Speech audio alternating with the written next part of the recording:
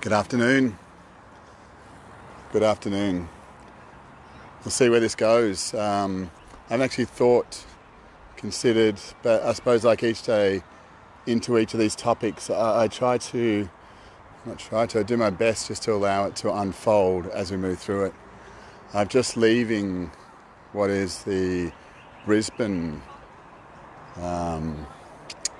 get-together, all about coming together, finding a new way of life, moving beyond a whole range of oppressions and dastardly structures and terrible things in this world, supposedly. I noticed some people walking around with t-shirts saying sovereign citizen. I noticed a lot in the conversations today, which again is probably why I don't attend a lot of these types of rallies, is the very begetting of righteousness in order to bastardize the deeds of others. We don't need to be reminded of corruption. If we are needing to be reminded of corruption, we're speaking to the wrong people. We see corruption, deceit in every area of our life. Yet we choose to overlook it. We see it in our family. We see it in our kids. We see it in our own self. It's important to realise that the nature of becoming sovereign is about being independent in our own state and not taking on toxicities of others. To be influenced. You see, when we take on things in our own life, ideas of war, ideas of oppression, ideas of what bad people have done to good people. There will be a time in our life where we have to release that, where we have to reconcile. But the very nature of our own existence is when we start to focus upon motivating ourselves because of what bad things other people have done, we should surely be looking at the very nature of what we are. There was a speech today that brought up in 61, someone of JFK, and it was brought with cheers of what he said. It's nearly 60 years ago. But I looked around and I thought, well, what has changed? People are looking for leaders to stand up. People are looking for leaders to make a difference. People are looking for others to create that change. There's one undeniable truth, and it's never ever going to change, that we are only corrupted to the degree that we are corrupted within our own selves. That when we keep pointing the finger at people that have done wrong by us, when we keep blaming people for our experience, nothing will change. We will seek righteousness, we will seek togetherness, we'll bring community together in a very weak fabric of what was wronged, what those people did to us. You see, the thing is, we cannot be influenced, affected by anyone if we don't choose to be. If we keep cultivating beliefs because we don't want to develop self-belief in the understanding of what we are, what makes us different, and the very expression of that, we are going to be inhibited by what we've been led to believe. Our beliefs are our laziness and our inability to approach and embrace what we are in the difference that we are, unlike anyone else. That is where our power is. It's where it's always been. Too often people are screaming loud, receiving cheers, and believing a difference is being made, only to go back to life, hoping someone else will make that difference. Today I heard a lady tell me that God has it in his hands, which was interesting, and that God was going to come and activate us. And it's all right because what God is going to do. This is a type of thinking that we have been brought into. We have been already activated by God. You are here because you're activated by God, and whatever you believe that to be. To be sitting in waiting for someone else to step into your life to make a difference, to do what's right by you, to be righteous, to be godly, to be thoughtful. That is the corruption. That is the compromise. That is the compliance. And until individuals pioneer within our own selves to stop and change that and resolve themselves to living in this particular moment rather than continuing to rise up from the past from oppression, nothing will change. Not one thing. You know what? It's not about the dastardly deeds. It's not about the sinister nature of people. It's about what we have given away and what we are absent to that other people utilize, and we become frustrated by when we suddenly realize that it wasn't used for our own benefit because we never chose the way it was to be used.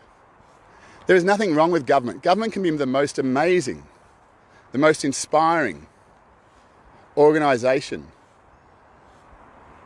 But if we are absent and unaware of what government is doing, what it exists for, what it stands for, if we don't know what we want, for many of us, we stand there in judgment of others, yet we don't know what we want in our own life. If you can't articulate what it is that you want, you're going to be corrupted and compromised in every particular moment, because whatever it is that seems shiny and brightest and appeals to your emotions the most at that particular time will be the direction you're heading. This is not about being serious. This is about being able to laugh at ourselves and let go of the ridiculous nature that we get caught into these same cycles, but having a resilience, recognizing that there is challenge in life, embracing it.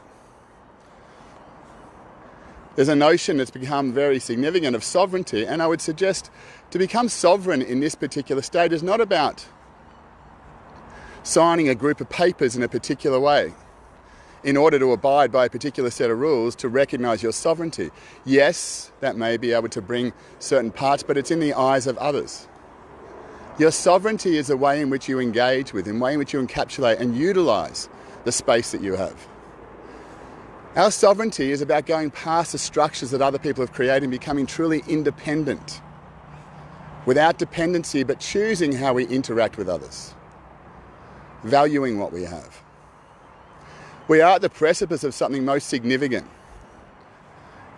We are approaching sovereignty. We don't have sovereignty, and I would suggest to have sovereignty in this particular lifetime that you would not be here. To recognise the absolute nature of sovereignty at an energetic state, at an integrated space. We're approaching it. We're doing it clumsily at times, and we've got to be patient. But we need to look to leaders that are not going to encourage us to move forward based upon the ills of others, staying caught up in the same loop over and over again. What they did wrong, what we are doing right. Back me, follow me. I will do the right thing for you. The very nature of this is that people are corrupted by the mismanagement of other people's energies and other people's attention. When you are only holding on to a small percentage of what you are, and you pass on the greater part of your significance to someone else under the weight of that, most people will be corrupted. We've got to understand what it is that we're working with. Stop assuming what we are. Take time to sit with how we feel in the moment and come to master that. Because that's where freedom is. In the structure that you provide to work with the significance that you already have. For me, I look at this consistently and what's going on in the world, and I don't see there's anything wrong. Because if I see that something's wrong, I get caught up in the idea that there's something to fix. There's things I'd like to create, there's things I'd like to change, there's things that are not for me. I can't stand injustice, but I don't see the point of fighting against it. What I see is to create something different, to instill within other leaders an uncorruptible state of discernment, presence and awareness. People that are brave enough to recognise within themselves that there's more to this and what's been created, more than the brochure they've been given of life. Not looking at their choices like that in year 9 or 10 of school and someone saying, these are your options. Fuck that. You are your options. Learn from yourself. Learn to navigate. Stop playing with someone else's rulebook. Sovereignty is being truly independent and being able to not just get there occasionally, but to be able to deliberately maintain that. And I want you just to consider that, what it is to maintain it, to not be influenced by the structure of another, by the feelings of another. To have such glee within our own selves that we acknowledge the independence of others around us. that we encourage that we embrace that, because we're able to maintain our own true love, attention and independence within our own self. Approaching sovereignty. Thank you very much for listening. For those of you that are there this morning, thank you very much for being part of that as well. Just want to say, have a beautiful day, and until we meet again on the inside, enjoy you.